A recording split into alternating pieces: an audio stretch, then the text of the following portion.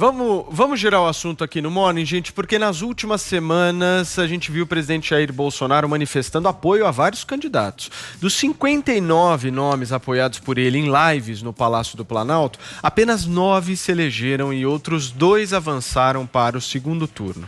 Nomes como Celso Russomano, em São Paulo, e delegada Patrícia, no Recife, naufragaram. Nas redes sociais, o presidente escreveu sobre isso, aspas, há 4 anos, Geraldo Alckmin elegeu João Dória, prefeito de São Paulo, no primeiro turno. 2 anos depois, Alckmin obteve apenas 4,7% dos votos na disputa presidencial.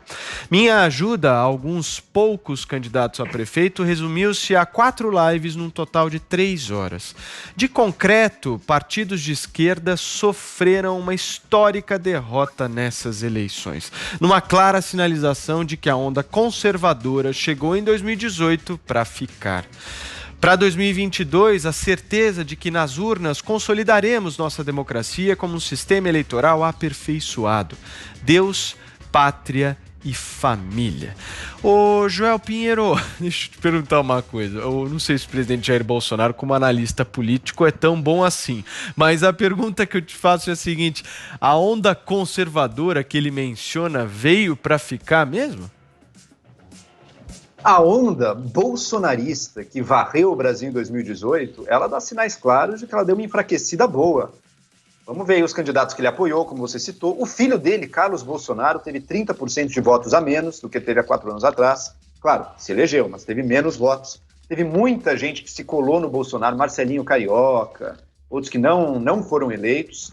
Então a onda bolsonarista arrefeceu. Mas um ponto, o presidente tem ali 2 pontos. Primeiro, o resultado da eleição municipal não necessariamente prediz muita coisa sobre o que vai ser a eleição nacional dali 2 anos. Então não dá para tirar grandes conclusões disso. E segundo ponto, eu não falaria numa onda conservadora no Brasil. O que eu falaria é, o brasileiro na média, em grande parte, o grande lado da população é conservadora, mas não é uma onda, sempre foi. Então sempre terá espaço para partidos e nomes ligados ao conservadorismo ganharem espaço. O Democratas é um partido que não é espaço. Sem dúvida alguma, o Democrata sempre fala também com um público mais conservador.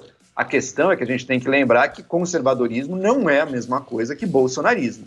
As duas coisas podem, inclusive, se descolar em algum momento, embora hoje em dia estejam aí mais ou menos andando juntas e ligadas.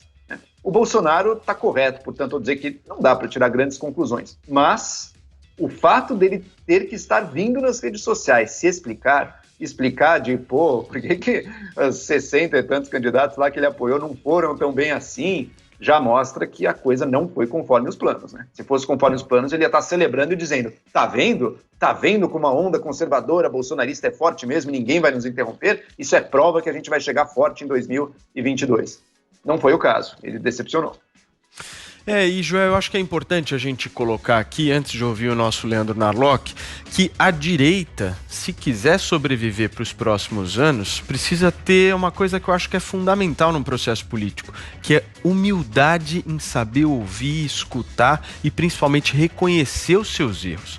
Se a direita não reconhecer os erros, e nestas eleições de 2020 os erros estão expostos de maneira muito clara, não houve estratégia política por parte da direita, zero de estratégia, tá aí, deu no que deu. E aí eu vejo um monte de gente falando assim, mas eu só tenho agora Bruno Covas e Boulos aqui em São Paulo, meu Deus, o que aconteceu? O que aconteceu é que a direita não foi hábil o suficiente de se unir e colocar alguém que fosse realmente competitivo para vencer as eleições. Então, há erros aí no processo, e não só esses, erros durante a pandemia, discursos equivocados, pautas que não são prioritárias para a sociedade e, por muitas vezes, as bolhas cegando aqueles que estão nas redes sociais, imaginando que ali dentro das redes sociais é o que rola, é o que acontece lá fora.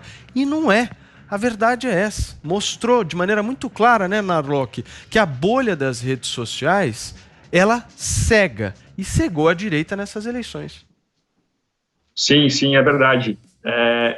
Mas eu também não entendo o que a gente pode chamar por direita, né? O Russomano, por exemplo, o Russomano é um candidato da direita.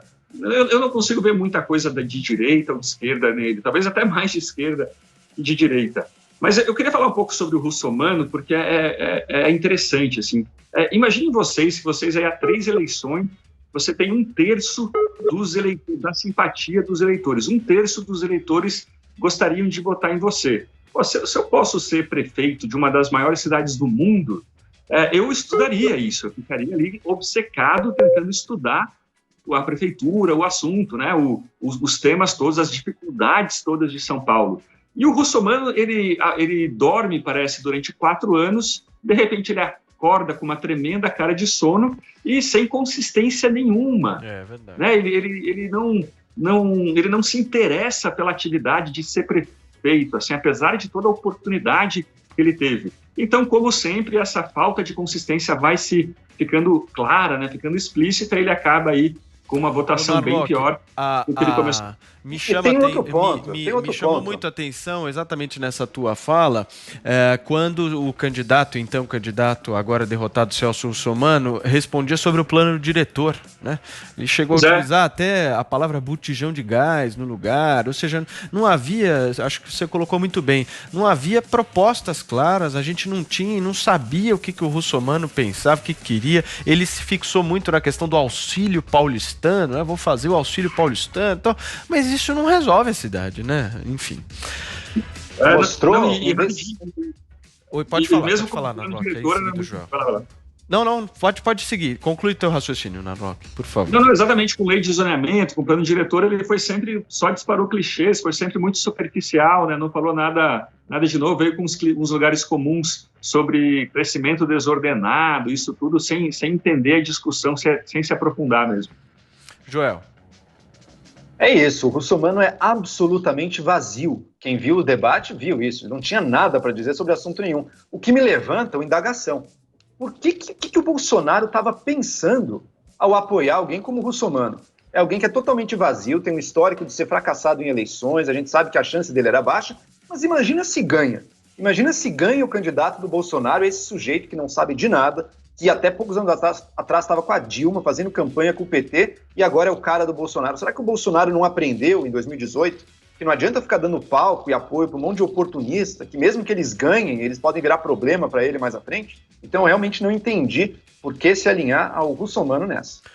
Acho que estamos sem compreender mesmo e sem enxergar a estratégia que foi feita, e se teve estratégia por parte do presidente Jair Bolsonaro para essas eleições, o que eu acho que não existiu.